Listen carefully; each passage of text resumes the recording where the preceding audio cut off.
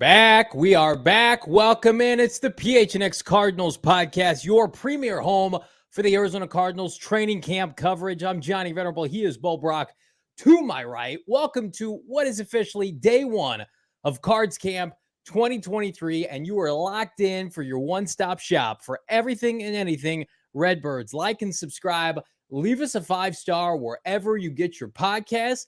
Bo Brack live at the team facility in Glendale at the stadium. And boy, oh boy, do we have a lot to talk about, my friend.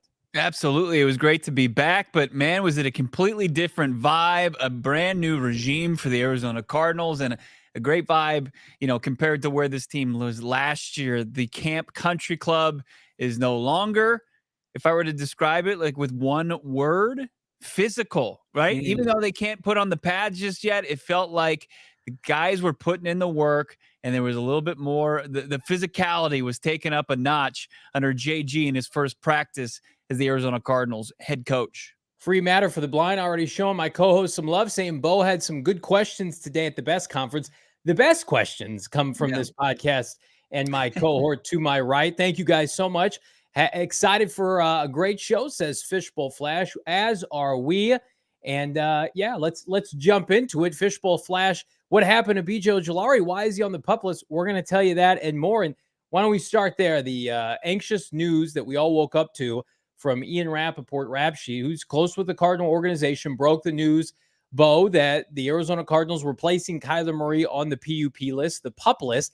And then just a few hours later, you broke the story, Bo Brack, that the Cardinals placed on their website that BJ Ojulari and Zach Ertz were going to join him. What should we make of these injuries? Let's start with K1. Yeah, K1 was just one of those things where they're going to take their time. They're going to do what they originally told Jonathan Gannon told you and I in Indianapolis, that they are going to make sure that Kyler Murray is going to be ready to go and even more so. I mean, the training staff is not going to mess around with the investment that this organization has made in Kyler Murray, or any player for that matter, to get back too soon, right? Because if they take a misstep, if they encounter any setback, it would be really detrimental to what they're trying to do as an organization as they kind of dig themselves out of a hole. We heard from Zach Ertz today, and I think Zach Ertz really kind of gave us some true context, kind of a real good idea of what he and Kyler Murray need to go through, the hoops that they need to jump through in order to get back. We don't have that clip for today, but basically he outlined that he has different checkpoints that he has to go through and successfully get through in order to get back to the playing field. And Zach Ertz obviously injured his knee about a month before Kyler Murray's, had surgery a month before Kyler Murray's, different knee injuries. Both had the ACL impacted, but also he had another ligament that was repaired because it was probably not going to make it post-surgery. So Zach Ertz also coming off of not just an ACL injury, a little bit older than K1, but, he's a guy that's gearing towards week one. He said it's not unreasonable for Ertz. We'll see what's going on with Kyler Murray, but it seems like they're going to err on the side of caution at this point in the preseason with their franchise quarterback. I asked Jonathan Gannon, what's it going to look like? I mean, do you have a timetable? And JG basically said this about Kyler Murray, his franchise quarterback, in the decision process of putting on PUP. He's doing good. He started on PUP. I like how he's progressing. I love the plan that we have moving forward. He did an excellent job this summer. And that's you guys know that's an injury that kind of goes like that. And he has really good days. He has some bad days too. Just like anybody else that's went through that injury. But he's locked in, excited. He was in there doing his rehab and with me working out there. He looks good. Now, we don't want this to be doom and gloom. I definitely want to get my co-host's thoughts on this, because you were a big you wanted Kyler Murray, you more just because you wanted to just wishful thinking, right? You wanted Kyler Murray to be back, right? And you didn't see a whole lot of problems. What's the point of PUP? And I think a lot of people are trying to figure out the advantages and disadvantages of the PUP list. But it just seems like this was the plan all along. And unless Kyler Murray, who is a known absolute freak of a human being in the best way athletically, if he surprises the training staff, maybe they might have let him go through here. But it just seems like it's pretty standard operating procedure what they're going with right now. Yeah, and I think we had it sourced. The show had it sourced that like Kyler has been adamant with the coaches and the training staff. Like, if I can make it so, I don't want to land on what he called any list, right? So a PUP list, an IR list, and I think this is the least significant list that he could potentially land on because it does right now it does not impact the regular season, and that's what me and so many are holding out for. And I think there was a little bit of confusion. Like, of course, you want him to be able to participate day one during training camp. You want him to be out there with his teammates. But as long as potentially they remove him from the PUP list before the start of the regular season, Bo, then he is not a guarantee to miss 4 games. If he is on the list week 1, it's Commanders week, he's on the PUP list, he has to miss a minimum 4 weeks. And I'm not even sure how quickly he can come off of that to even practice. So then the timeline gets pushed back. And I think that's the hurdle that he is attempting to clear, because if they remove him from the PUP list, he can still sit out week 1 and week 2, but then it's conceivable, like, could he come back late September, early October? There's just something so definitive about being on the PUP list to begin the year and subsequently the injured reserve. Whereas, we're going to wait to see how this goes. He can be taken off at any point. And I think there was kind of reading the tea leaves yesterday, Von Miller, who has been adamant, like, he's going to start the regular season healthy and ready to go for the Buffalo Bills. He came out and they put him on the PUP list. A lot of teams have had kind of surprise PUP list injury designations. I think Jonathan Taylor out of Indianapolis is on the PUP list. So I do not read too much into this. I think that let's fast forward a month from now and see where Kyler Murray is. Let's fast forward 3 weeks from now after the first preseason game. Is Kyler Murray activated? It's going to be one of those things where can we get to that check mark before the start of the regular season? And I think you've got a contingency plan with Ertz in the second round pick and Trey McBride. I think there's some leeway there because Trey McBride can be tight end 1. He showed you that at the tail end of last year. And yes, they want to run a lot of 11-12 personnel to tight end, but I just feel like Trey McBride has a higher upside right now than Zach Ertz, all due respect, whereas K1's your franchise quarterback. There's more of a sense of urgency, at least from the media and the fan base. Like, let's see Kyler Murray. So I think Zach Ertz right now probably projects around the same timeline as Kyler Murray, even though they tore their knees up a month apart, Bo. Yeah, no, and that makes about a little bit more sense, right? As you look at, their age and the style of play and the rigors of each, respective position and when the injuries occurred. But not to get, give people too much, I guess, positivity, but to come off of that, I think we might need some. And then you hear from James Conner today, and we have a clip from James Conner that's going to get, the K1 believers out there just back maybe on cloud 9. This is what James Conner had to say. This is how he wrapped up his press conference, asked about his starting quarterback, Kyler Murray. Just normal, just normal, just being around. He's right there rehabbing, right there. It's not really hard to see. He doesn't really need to check in. But man, he looks incredible. It's just he came back just from the last time I seen him in mid-June to when I see now. Incredible. He's been working, and I just love it, because sometimes a breakthrough, you have to go through a breakdown, and he's never really been through something like that before, and just so proud of him, the way he responded to him, physically, what I see, what his body looks like, and then, this regular conversation where his head is at, where his mindset is at. I got no doubt about Kyler.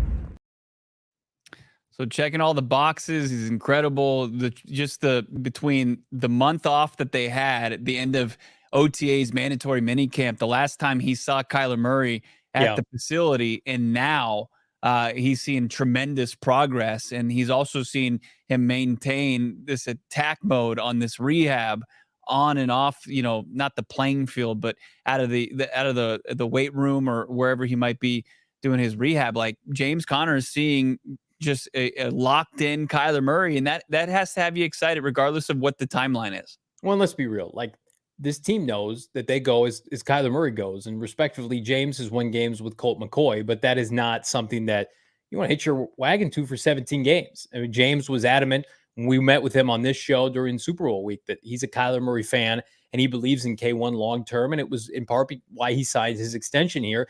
James, who has gone through his own, trials and tribulations, overcoming cancer as a member of the Pittsburgh Steelers and knowing what a different kind of fight looks like and having to overcome that adversity this is an individual that's been battle tested himself. And for him to come out and say that unprompted about Kyler Murray, I think speaks to Kyler Murray's character and the work ethic that we've all seen on display from flight plan and now training camp highlights and clips. I just, for me, it's not if, but when K1 comes back, and he's going to come back, I think, stronger, more agile, more a student of the game, because I think he's going to be elevated by this coaching staff, which goes without saying.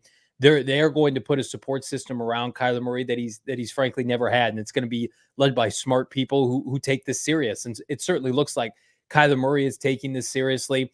And again, people want to get caught up in timelines. I would just say, there was a great bite from Jonathan Gannon. I'm not sure if we have it, Bo. It's just Kyler Murray's going to tell Jonathan Gannon when he's ready to go. And if I'm a Cardinal fan, I'm going to take solace in that, because I've heard the same thing, that's very much what it's going to dictate. Like, the trainers and the front office personnel and the coaching staff can only do so much. When Kyler Murray says, I'm ready to play football, I can lead this team this year, he's going to play on Sundays. And Does anybody think that's going to be November? Does anybody think that's going to be late October? I saw somebody in the chat saying like week 5 home against the Bengals would be a great timeline.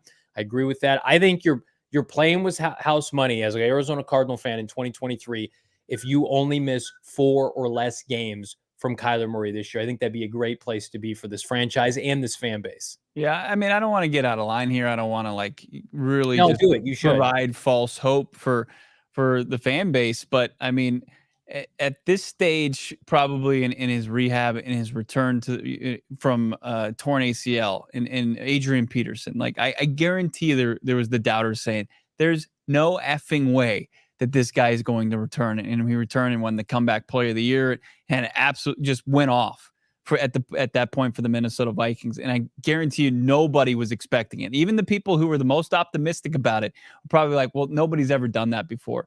And like, you can say a lot of things. You can, the Kyler Murrays, and there's a ton of them as far as the naysayers and the haters out there, but you can't deny that he's a freak athlete. I mean, he's the only guy in the history of professional sports to be drafted in the top 10 in 2 professional sports leagues. Major League Baseball, first year player draft. He's drafted 9th by the Oakland A's organization, and then of course 1-1 by the Arizona Cardinals after winning a Heisman Trophy at Oklahoma. Like, the guy is an absolute just athletic freak. So to say like, hey, we're gonna put him, like, he very well could be the exception compared to a lot of these guys. Like, so you say Carson Wentz, he came back similar time frame as far as when he suffered the injury and when he can come back. Yeah, early December. Right. He returned for the Eagles following their Super Bowl run following season week 3. I think that Kyler Murray, like, if he's not on the PUP, if he's not IR'd, and he's not going to miss at least 4 games, it's really going to open up, and speculation is going to run rampant on when he was going to return for this team.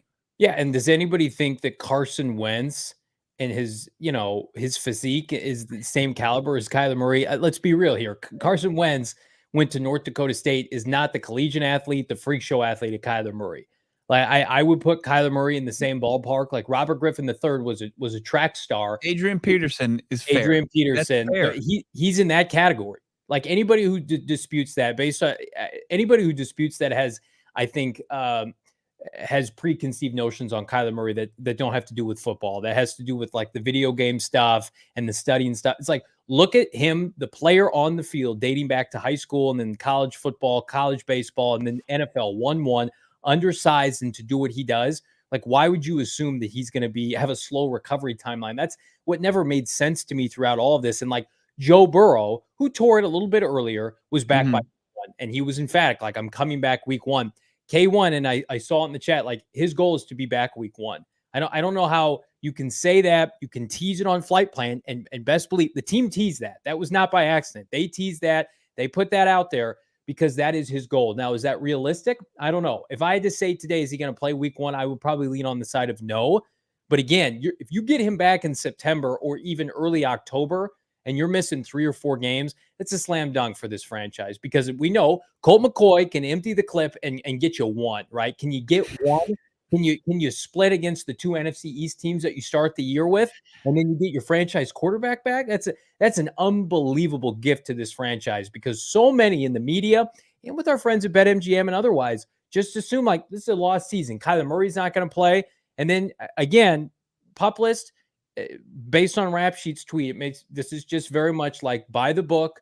This was planned, although I had heard it wasn't planned earlier last week. Like they were still deciding what to do. I still think there's a great chance that he does not start this season on the PUP list, Bo. Yeah. It would be a miracle for this organization. It would, but at the same time, fan base deserves it too, by the way. Sure. Like, I don't want to watch Colt McCoy respectfully for 5-6 weeks. I don't want to see that. I'm not into that. There was a question in the chat asking, without Kyler, who was taking the first team reps. It was we got 20 minutes out there on the practice field. And then it was the closed portion, but it really feels like Colt McCoy is operating as QB1 of this team. And then, I'm pretty confident that they want Clayton Tune to take hold of the backup quarterback spot. And, I think he's going to get the reps. I think Clayton Tune's going to get a ton of opportunity throughout now in the preseason leading up to week 1 to really earn a roster spot. I think it's going to happen. You see it, and it's tough not to really like what you see from Clayton Tune. And I mean, I was just really watching him throw, screen passes out of the backfield to running backs, right? And it seemed like he was in there working with, some what you would feel are second string guys. Yeah. And then you would see Blau in there. You see Driscoll get some working with that. But it really felt like it's Colt McCoy, and then they want Tune, but it's his job to lose. Yeah. And we talked about this last week. Watch this program regularly. They're favoriting rookies. They're going to give rookies every chance to play this year, even if they're not starters. And again, they don't want to draft Clayton Tune in the 5th round and then subject him to the practice squad. He could be picked up by somebody. I think they're cognizant of that. And then again, I'm always going to go back to the idea that if you're favoriting your rookies and then you've got a bunch of players on the roster that you inherited, like you're going to give benefit of the doubt to these guys from April, because look at the bottom of this roster. It's going to be churn. The bottom third of this roster is not going to look the same week to week, month to month. They're going to claim people. They're going to cut people. And again, I think you've got Teflon on if you were a draft pick of Monty Ossenfort. Clayton Tune would have to be terrible in the preseason, and there's no reason to believe he will be for him not to make this roster, in my opinion. And I know that, we've got Sly in the chat saying it's going to be Tune. We want to start Tune. I think it would take a Colt McCoy injury for that to happen, but that's not out of the realm of possibility. And we're certainly not rooting for injury. But again, let's see what he does. He's got a lively arm. He's more mobile than people think. He's got 5 years of college football under his belt, albeit at a smaller program in Houston. I think more fans would sign up for Clayton Tune if it wasn't for Kyler Murray's, I think, remarkable comeback. I think you can stomach, as a Cardinal fan, respectively, 3 to 4 games of Colt McCoy if K1's coming back. But if it's Kyler Murray's not coming back the original timeline till November, shit, man, just throw Clayton Tune out there. Let's see what he can do. Let him rip it on a couple different Sundays. I don't feel like that's going to be the plan, if it ever was the plan. But I do think, Bo, to your point, the hope is take that number 2 job and run with it. And this is a guy that we can develop behind Kyler Murray, indefinitely. Yeah. And I mean, we talk about protecting Kyler Murray. I think that there's part of the organization that wants to protect Clayton Tune. And as far as his development, is that maturation, like throwing him out there week 1, I just think that they feel like there's more cons than pros there. I really do. I mean, when you just look at where he was drafted, where he played, sure, productive at Houston, like it's just, you can develop a lot of bad habits with a roster that's is not at, it's under par. You really have to figure out, like, okay, is it worth throwing him out there and him just fighting for his life week 1? I just don't think there's a ruin a guy like that. Yeah. Right? And like they envision Clayton Tune being the backup to Kyler Murray for years to come. So you don't want him to, have to have like PTSD thinking about, week 1 and 2 and 3 when he had to start in place of Kyler Murray as he waited to come back. I mean, there's no benefit there either. Dylan Richards in the chat, friend of the program. We haven't talked about Paris Johnson much. Can't wait to see him. Same. And he is going to be one of the starting tackles for this team. I think no news is good news with the first round pick. Let's talk about the second round pick, though. The surprise of the day really was BJ Ojulari landing on the PUP list himself, Bo Brack. Yeah. And a lot of people were like, he had to have sustained that sometime this offseason. And then we got word, Bo, that he messed up his knee, or he hurt his knee sometime during the draft process between the combine and the draft itself. Is that correct? Well, Jonathan Gannon spoke on that. He did give us some insight on BJ Ojulari. We have it, but I'll say this: like, it was shocking to see. We did know that Ojulari was dealing with, at the time, it was called a hamstring, right? He had a hamstring issue. I remember that. Yeah, it was JG answering questions really about the availability of his second round pick, even though he was going through the contract situation that he just resolved days ago. But it was still surprising, one, that he landed on the PUP, and two, the reason why he landed, and it was because of a knee, not a hamstring. This is what JG had to say about BJ Ojulari and why he was on the side. Lee doesn't think we have it. So, but basically, he's what you outlined there, Johnny, was at some point between the pre-draft process when the Arizona Cardinals selected him, and then also, I mean, he did get himself on the practice field for rookie minicamp, and that was it. Like, just a cup of coffee with that, and it was very little as far as it wasn't the most rigorous, practice that he was going through. It was basically just kind of pass rush technique. It wasn't kind of taking on offensive linemen, but BJ Ojulari pretty confident, and Gannon's pretty confident that he's going to be out there soon. It was something that he had cleaned up. It was minor to begin with, and they wanted to just get it out of the way now. So it seems like BJ Ojulari, when you look at the four guys who are sidelined to start training camp, Kyler Murray, Zach Ertz, Ojulari, and Garrett Williams, it seems like Ojulari is probably the number one candidate to return first. It makes me think of, though, sitting there on draft night, Friday night at the, PHNX headquarters in downtown Phoenix, and we're watching, they picked three players. All three were hurt at the time or have injury histories now with Garrett Williams and then Michael Wilson. Knock on wood that doesn't carry over into the NFL season. But I think, listen, I'll take Gannon at his word. He doesn't play those press conference mind games, Bo Brock, that Cliff Kingsbury did once upon a time, where you literally got nothing. They would tell you one thing, and then something would happen right after the press conference. Somebody would land on a list. Right. Somebody would get cut.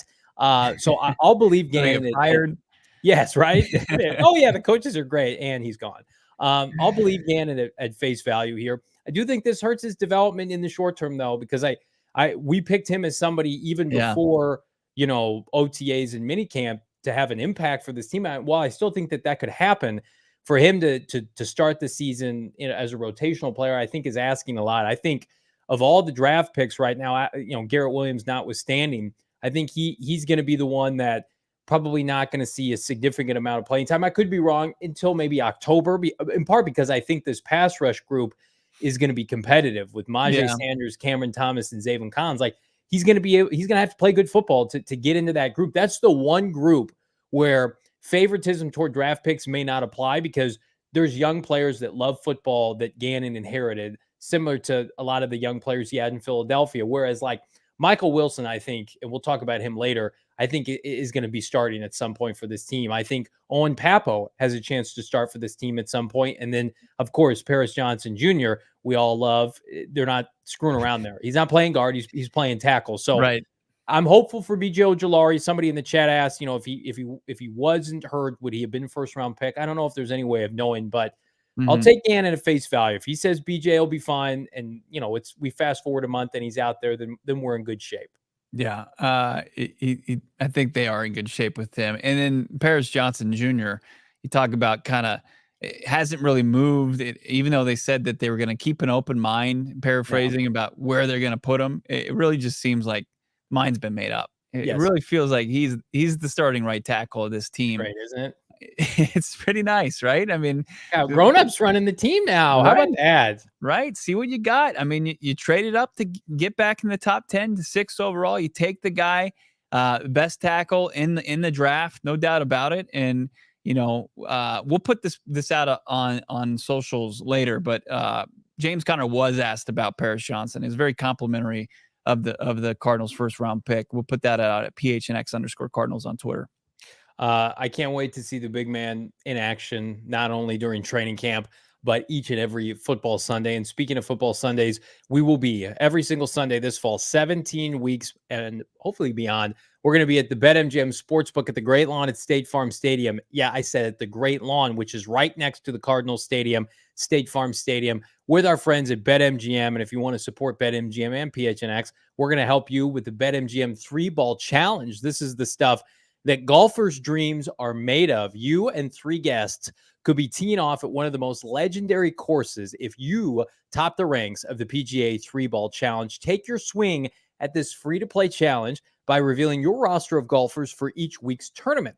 The players with the best performing golfers will snag awesome weekly prizes, also be entered for a shot to win the end of the season grand prize, a foursome at TPC Sawgrass, plus $3,000 in withdrawable bonus bucks to use for travel, accommodations, food, beverage, whatever. But you got to do it with our friends, the king of sportsbooks. That's BetMGM. Right now, you can log into your BetMGM Sportsbook account.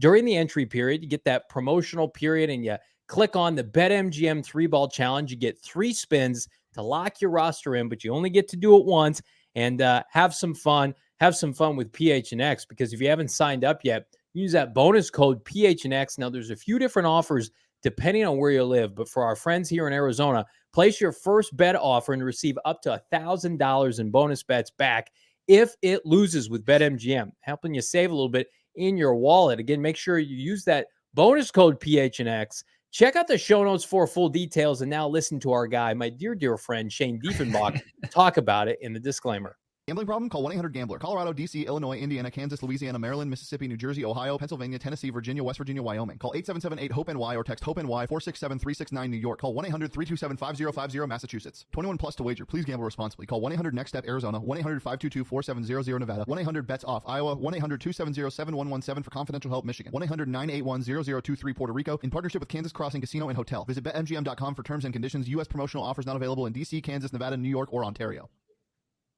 I was out there at the stadium, obviously, for training camp, and I could already see up just the different Four Peaks taps that they have out there. So if you go to a game, you can go get yourself a Kilt Lifter or Wow Wheat. Of course, because Four Peaks is synonymous with the great state of Arizona. If you're a smart business, you'll have Four Peaks on tap. They got it at the BetMGM Sportsbook, and they, of course, have it at Four Peaks in Tempe. Go check them out. 8th Street location. Not only do they have fantastic beer, and it's an endless list of fantastic beers for all of you beer connoisseurs, or just maybe your casuals out there. Just want to tall, cold one. Absolutely, you got one there. Kilt Lifter. You can get the Sun's Brew. You can get yourself the Redbird Lager. You can get your Rattle On Ale. You can get any of the IPAs. I'm drinking a Super Juice IPA. It's fantastic. Ooh. This is their summer limited edition Super Juice. It's fantastic. Check out Four Peaks, full menu. It's not just bar food. It's a full, restaurant quality food. Unbelievable appetizers, entrees, desserts. Don't miss out. And of course, indulge in that delicious beer that they brew on location. Got to be 21 years or older. And of course, drink it responsibly. So looks like Monty Ossenfort was pretty responsible this offseason. So Budda Baker reported today, and not only did he report, Bo Brock, he participated in all of day one of training camp. We speculated yesterday after the Budda Baker Instagram post that he, in fact, would participate. Got confirmation today. He was out there, presumably running with the number ones as the leader of this Cardinal defense. And it just kind of poses the question, Bo Brock, like, we don't think a contract has been extended, or we don't think guaranteed money more, at least, has come Budda Baker's way. I mean, is it fair to say, like, Monty Ossenfort won this round? Like, I get it. You don't want to keep Budda Baker upset for too long, and hopefully they come to some kind of an extension at some point, because we all love Budda. But man, oh man, like, it certainly seems like outside of that little tampering issue that we had in the winter, Monty Ossenfort is pushing all the right buttons right now for the Arizona Cardinals. He just has a great kind of pulse of what's going on and where to kind of push in any direction or not to push and kind of let things play out. He's got what Steve Keim never had, right? Yeah. And it's obviously the football intelligence and the ability to run an organization and have an idea of what direction it needs to go in order to trend in the right direction. And I think that he was able to kind of play this the right way. I'm not going to sit there. I'm not going to grab the football over my shoulder and spike it, in celebration of Monty Ossenfort by any means. I think in Monty probably played this as respectfully as possible, but this was Budda Baker trying to cash in and leverage himself into some more guaranteed money. And I don't fault Budda Baker for that either. I mean, that's just playing the game. I mean, you look around the NFL right now, and there's so many different, franchise caliber players. Nick Bosa in San Francisco, that's not going to play with the new contract. And Budda Baker, despite what went down all this offseason, he was out there day one. He was out there with his teammates. He was out there the same, the Budda that we all know and love. He was out there in his number 3 jersey, and he was out there directing traffic, asking questions, and taking, playing his role as the heart and soul of this organization. And you have to like, obviously, like, respectfully, like, not spike the football for him, but it's also, Monty Osfort knew, like, okay, we don't see a whole lot of leverage here. Got you under control for 2 years. We feel like, the team obviously paid a whole lot of respect to you, making you the top paid safety at the time. You're still making a pretty good chunk of change. Just respect where we are and where we want to go as an organization, and we'll take care of you then, maybe. I don't, obviously no promises were made, but the two sides have found a middle ground to where they can proceed forward in the 2023 season. Yeah, some good comments here in the chat. Jose, did you see what former players Geno Smith and others said about Budda Baker interview out? Now, I haven't seen that, but he said Budda Baker is a Cardinal at heart. Dylan Richards, I want Budda in the Ring of Honor one day. Free matter for the blind. Heck no, Budda puts his life on the line out there for us. I think he deserves some more cash. Jose, real recognizes real. I mean, there's Budda Baker, I think, is going to be the lone Cardinal in the NFL top 100 if you don't count DeAndre Hopkins. I think he ended up like in the 70s. I don't count whatever. That list is kind of a joke anyway. But did you see? I sent one to you. They had Trevor Lawrence 96 and Justin Fields 86. That's it. That's interesting. That's a good one. 86 is the entire list. Like, the fact that you have Justin Fields 10 spots ahead of Trevor Lawrence is just blasphemous. Why do you hate CHGO, Brock? I can't believe you. Nothing against him. I think Justin Fields is, I'm not on the full-on hype train, but he's not better than Trevor Lawrence. I think 9 out of 10 football fans will tell you that. For those who don't know, Bo Brock would have had to spend 24 hours at a Waffle House if it wasn't for Justin Fields saving his fantasy football team last year from the depths of our league. Literally put him on his back every single football Sunday. No, we love Justin Fields, but that's ridiculous. What's not ridiculous is the Budda Baker angle of this is I know there were people who were frustrated with his approach. At the end of the day, I posted something like this on Twitter late last night.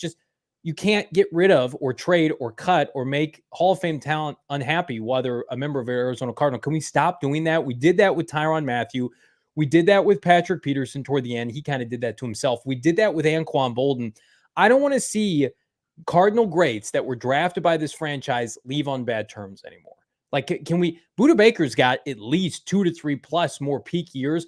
That needs to be spent in red and white. And then to Dylan's point, like, not only the Ring of Honor, I think he's got a Hall of Fame trajectory now. If you go by his accolades, he's the heart and soul of this team right now. He's the essence of this franchise, the same way Larry Fitzgerald was, just on the defensive side. So for people who are like, just trade him to Philadelphia for a second or a third, like, he means more to the Cardinals than he does to any other team.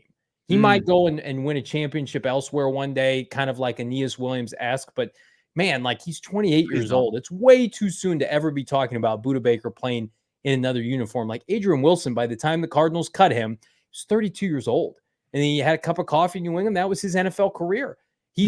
Cardinal fans could look back and say A-Dub was ours throughout the entirety of his career. They fumbled the negotiations with Anquan Boldin, and it led him to go win elsewhere. They fumbled the contract of Tyrann Mathieu and his injury led him to go win a championship elsewhere. Not do that. It's the first day of training camp. Well, I just mean, like, I don't want to see. Here's what I want. Here's my wish. Instead of Budda Baker going to another organization and finally hoisting the Lombardi Trophy after his Cardinals career is done and he's made all the money he can in the desert, is I want him to be Andy Dufresne right now for the Arizona Cardinals. He's in the sewage pipe right now. He's got broken out of prison and he's crawling through the 300 yards of shit. And at the other end, as he stays with this team, once they get through this rebuild, and he's going to experience winning again, and he's going to experience it here. And I think Budda Baker, just like, At one point, Damian Lillard wanted to see it through with the Portland Trailblazers. He wants to see it through with his team here in the desert. And I think, Cardinals fans need to get rid of that mentality. And I'm not saying that you're there. I think you're just being realistic and also looking at, what happened in the past. But Budda Baker, I want him to get at the other end of this thing with this team and experience success here with the Arizona Cardinals. Well, yeah. And I think that's a fair point. And part of the reason that Anquan Boldin was allowed to leave is the franchise thought that they had a contingency plan, and they didn't. And same thing with Tyrann Mathieu, and they didn't. And so they know Budda Baker is the guy. And that's why Austin Ford and company were adamant. No. He needs to be on the team. We need Budda Baker. He's going to be an Arizona Cardinal. They were never going to trade him, and it's great to see him back. And it really kind of solidifies number 3 is back, wearing the bird on his helmet, where he belongs.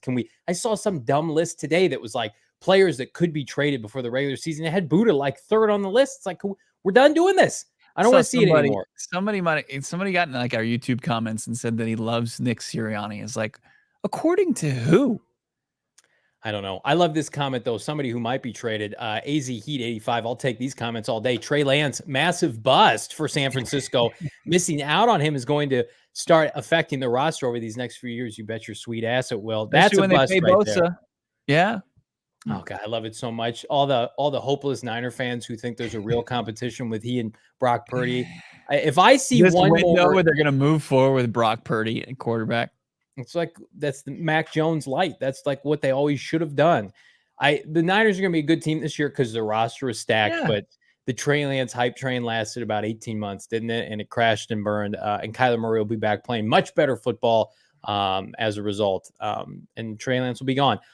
What's not going to be gone is my love affair, Bo Brock, with our friends at Burrito Express, though. So Burrito Express, full transparency, they don't have a Burrito Express in Maricopa. I know that would shock a lot of you.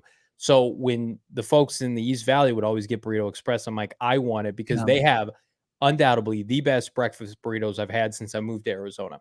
And so I wouldn't be able to partake unless I drove in. Well, now that I live in the East Valley, I get Burrito Express at least once a week. My family does. I love their array of different kind of burritos. But again, if you like a good breakfast burrito in the morning or whenever you want to eat it, it's Burrito Express. The best location. They've got a couple. The best location, the OG, the one in Tempe. It's my favorite spot. It's where I go to with my family. It's fantastic.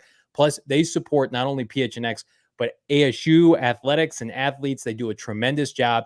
They are known to give PHNX some free food from time to time. We love them for that. But also we go and we support them because that's what you should do with phenomenal local businesses. Check them out.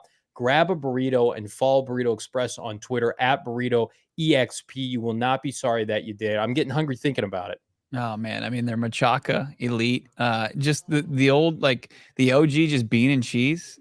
I mean, man, you would think people think it's just a bean and cheese burrito. I can go to Taco Bell. I was no, it's you know the difference between quality and trash bean and cheese burritos, and Burrito Express does it right. Unbelievable. The beans have to be on point, and they absolutely always are. Bean and cheese goes so hard at Burrito Express. I mean, they're not reinventing the wheel here. They're just taking and doing quality ingredients right there with great tortilla and cheese. Fantastic. Love Burrito Express. Also love Shady Rays. I was cruising in the State Farm Stadium with my Shady Rays today. And that's because my wife didn't steal my pair of sunglasses because I bought her a pair. I took advantage of the best deal of the season. And that's getting 2 or more pairs of sunglasses, premium polarized sunglasses with 50% off using the promo code PHNX. Find out what 250,000 people have rated 5 stars because they're all unbelievable quality sunglasses in Shady Rays. Go to shadyrays.com, use that promo code, or check them out in Kierland Commons up north in Scottsdale. You can check out all their sunglasses in person and then go use that promo code online, PHNX. Get 50% off 2 or more premium polarized shades to get 50% off at shadyrays.com.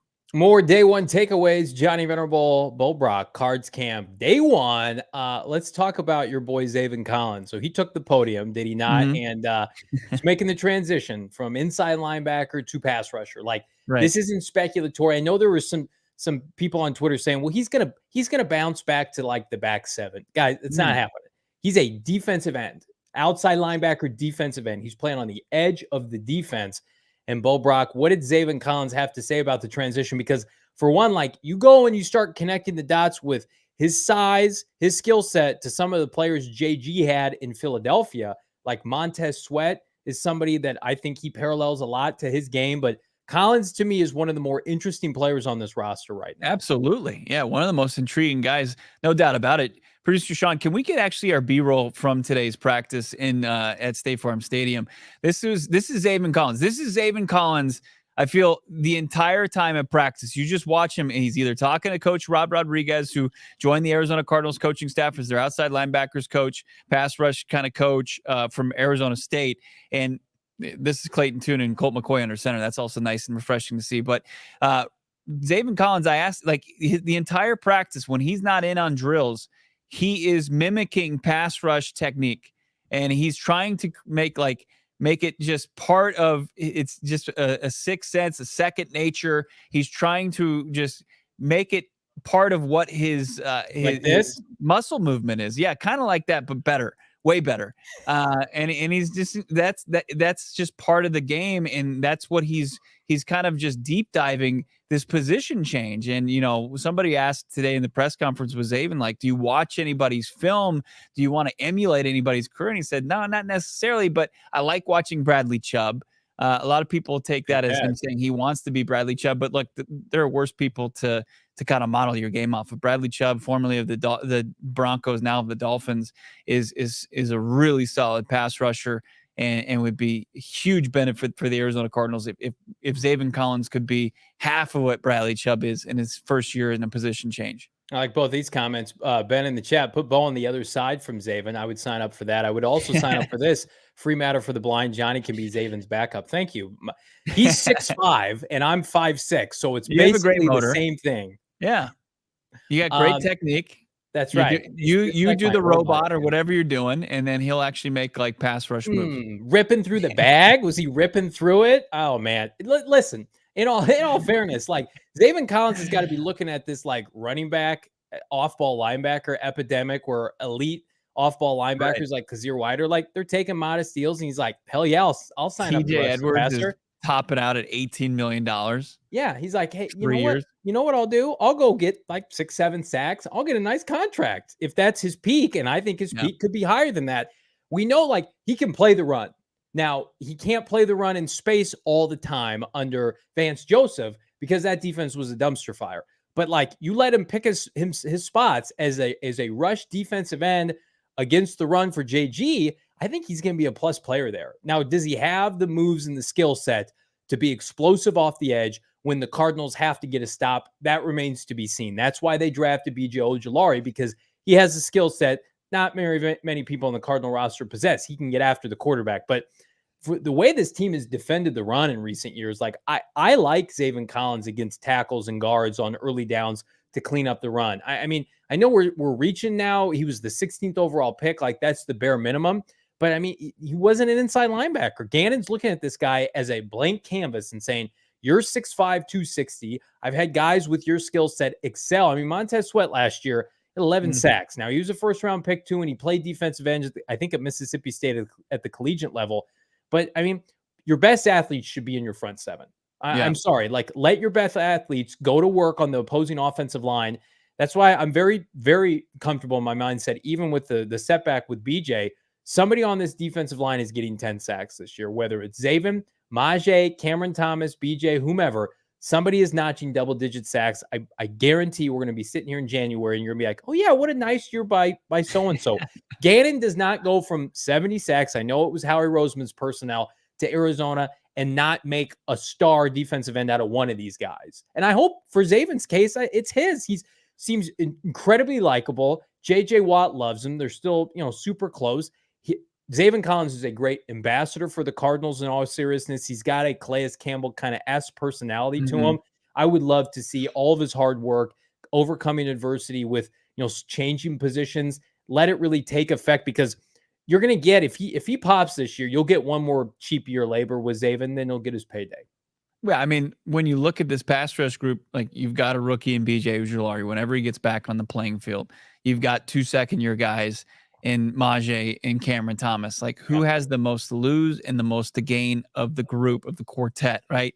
It's Zaven Collins. Because if this doesn't work, what happens the rest of his career? Do they move him back to Mike? Does he become, a journeyman Mike linebacker, or does he just become a situational pass rusher who doesn't, really get any love on the free agent market? Like, because the team would clearly not pick up his 5th-year option. Like his career, his earning potential, it takes a massive hit. And, if he has a successful season, the team could consider, hey, now he plays a premium position. Now there's value in picking up his 5th-year option and us moving forward with him and trying to iron out an extension. I mean, when you start to see a couple of these guys get extensions, like from the previous regime for the Arizona Cardinals, guys who fit the mold of guys who are getting paid the last couple of days, like Colt McCoy, like there's Trey McBride. There it is. There's the blueprint for you, bud. Like, and same thing goes for Zaven Collins now with a better path to that, not having to play off-ball linebacker. Yep. This is a good question in the chat. So from a first-round pick in Zaven to some undrafted late-round picks we're excited for from Dylan Richards in the chat, I'll stick on the defensive side. Like, I think Josh Woods, friend of the program, is going to have a chance, Bo, to play alongside Kazir White, some of the base defensive packages. But what we're hearing and how much the team and the staff like these rookies, Owen Papo, I think has a chance to start games at some point this year. As a 5th rounder from Auburn, started a lot of games, consistent starter since he was 18 years old in the SEC. It's the fastest linebacker in Madden. I know that doesn't mean everything, but he's the prototype player that they want as an off-ball linebacker. He's a little over 6 foot. He's fast. He can fill. And I think especially once they get more meat on the defensive line with some 3 and 5 techniques, that's the player I would love to see because it would be so fitting. Chef's kiss. Steve Keim go fucking over for drafting off-ball linebackers. And then Monty Osborne's like, hey, Steve, I took this kid in the 5th round. Yeah. And he's a starter for me. He's super productive, Fred Warner style. I think that'd be awesome. Can I get even crazier?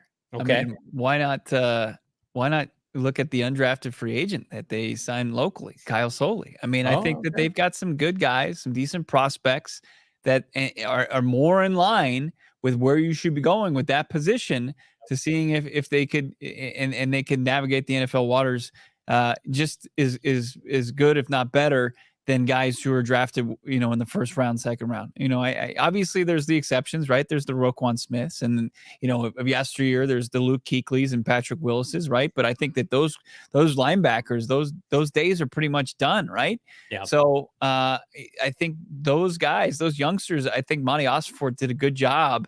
And this is what he was known for in Tennessee, as these, working behind the scenes, not as the general manager, but as a guy that would find guys on the free agent market to fit what the coaching staff likes to do and to fit, what they want to do schematically. And these 2 linebackers, a 5th round pick and Owen Papo, and Kyle Soley from ASU, undrafted, I think that those guys have potential and they're going to get opportunities, right? And there's placeholders that are there too, which is good. That can help you sleep at night, that they're not going to be a turnstile in the middle of their defense, and Kazir White and Josh Woods, who multiple players have said Josh Woods stood out as far as his leadership abilities and really trying to take advantage of a unique opportunity and playing beyond special teams in his NFL career.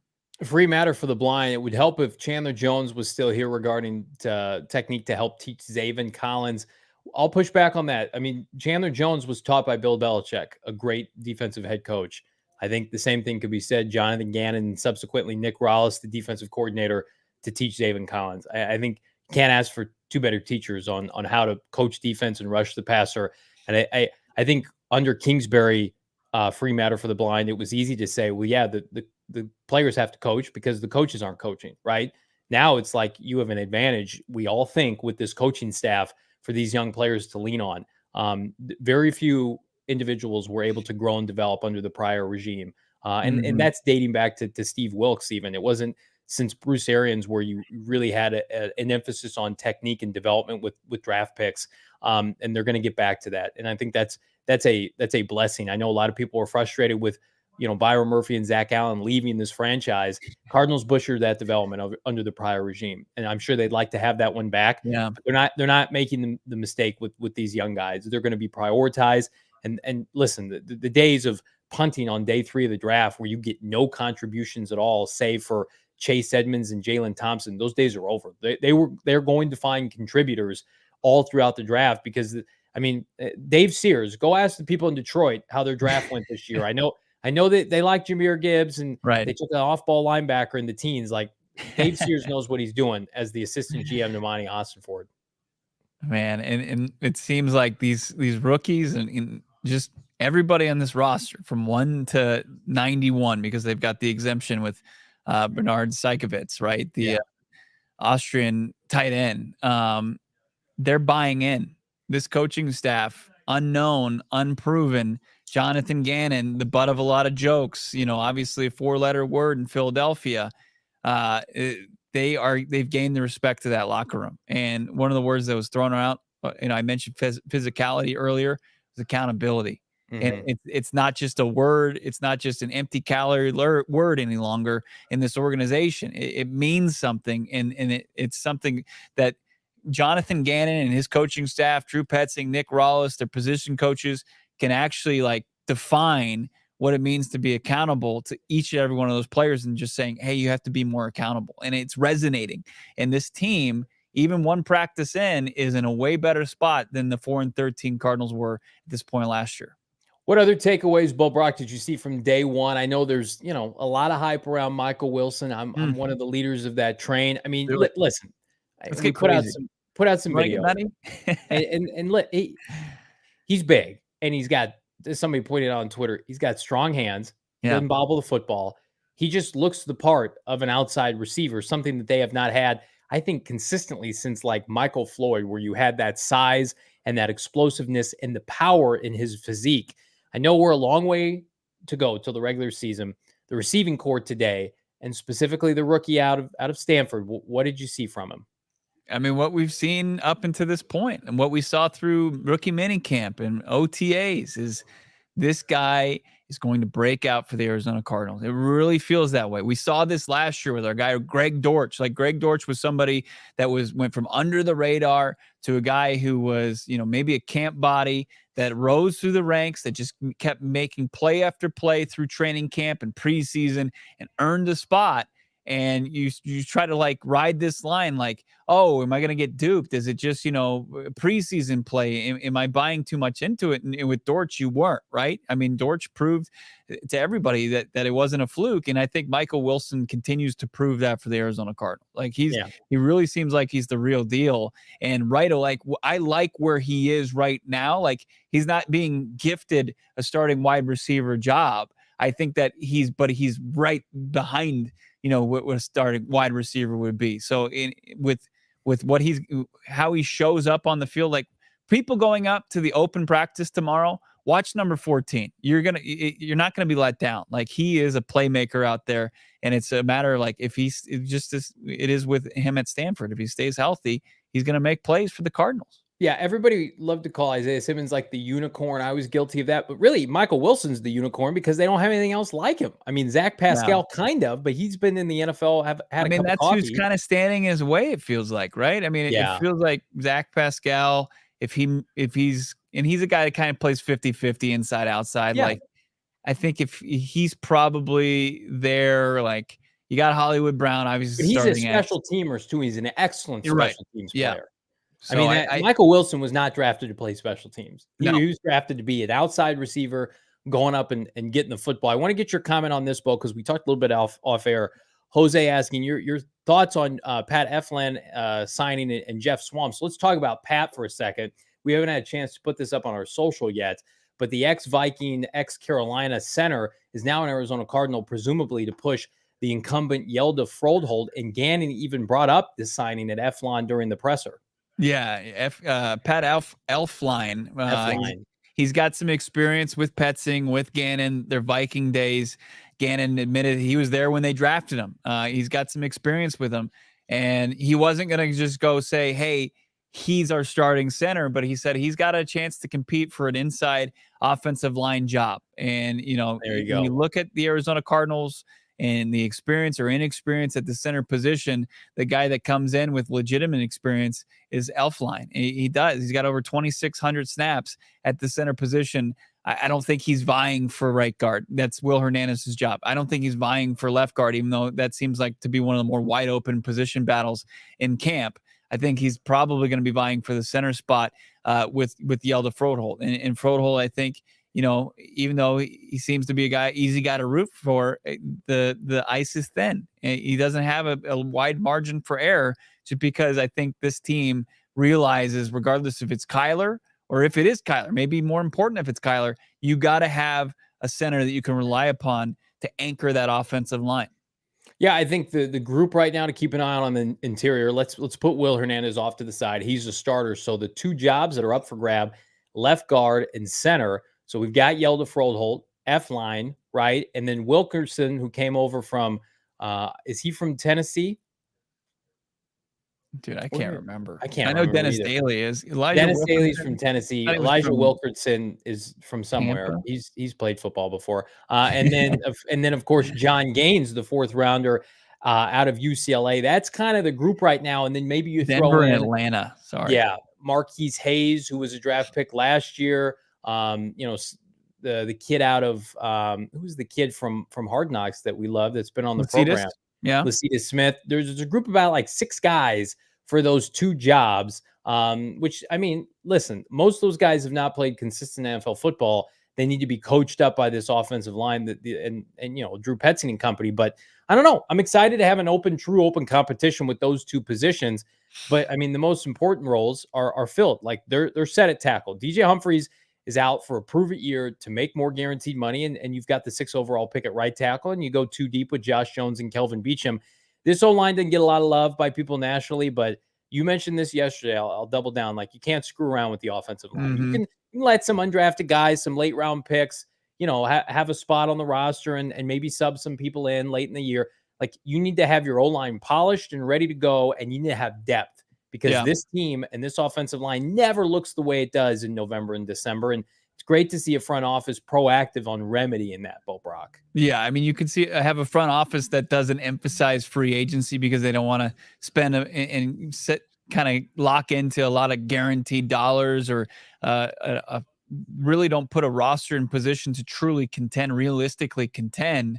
But it's like, you see the projections, like USA Today, 2 wins for the Arizona Cardinals, and people are, you and I, laughing as we're Tank Tuesdays. Like, have all the fun you want and call this team tanking, but the one thing that NFL teams don't F around with is offensive lines, because that's how you get players hurt. And, James Conner's like, I'm not going to run behind that. Or Kyler Murray's like, I don't have any want to come back to play behind a bunch of Joe Schmoes and ham sandwiches. Like, no, put somebody up legitimate that can protect me, because my livelihood's at stake here. My health and security is at stake here.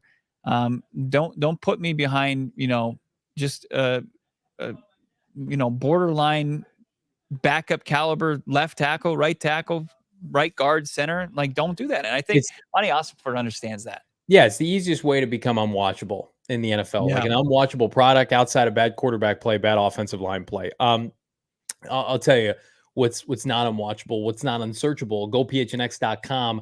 The PHNX merchandise locker having up to 50% off a sale going on right now that you can take advantage of. Stack some discounts, get free shipping over $50. I mentioned yesterday, I ordered 9 shirts yesterday coming to the Venerable household from the locker. They've got so much good stuff. They've got this tee right here. What's your favorite one so far? Nux. What's that? What are you looking forward to the most? Which one did you get? Oh man, I support all of our shows, all of our many programs here at PHNX. I would say I got a couple just classic PHNX tees. I got the one you're rocking right now. I also got the Good Vibes t-shirt, which is red, because I'm all about the good vibes. And that's what you get from the merchandise locker and GoPHNX.com. Howard Bulzer, the official beat reporter for PHNX Cardinals, has content coming up that you do not want to miss, but you got to become a diehard to get that sweet, sweet 10% of it. 90% is free. That 10%, you want to become a diehard. Also, you want to be in the exclusive PHNX Cardinals members Discord. So my co-host to my right, you can see all the many camp highlights that he posts in the member Discord. You get 20% off all future events with PHNX. It's a great time to become a diehard. Football season is right around the corner, Bo. Do it with PHNX. Go PHNX.com. Yeah, don't miss out. We just started ramping up things on the Discord. It's only going to get more and more fruitful with the insight that you can only get with us in the member Discord and becoming a diehard is the way you get access to it. Make sure you're following along at PHNX_Cardinals. Like this video. This is the first day of training camp, and this video should get mucho likes because I think Johnny and the entire crew did a great job breaking things down and give you some insight under the first day under Jonathan Gannon at State Farm Stadium. Fishbowl Flash, love this comment. The White Bird Gang, you can get it right now. The merchandise locker, I ordered it. I'm not super pale right now. I can rock it. You can rock it too. Rock it with me this fall at BetMGM Sportsbook for every single home and away game. I can't wait. It's officially football season. Football is back, and no better place to be for your Arizona Cardinal coverage than PHNX Cardinals. For Ball Brock, I'm Johnny Venerable. We're back for day 2 tomorrow. Like and subscribe. We'll see you then.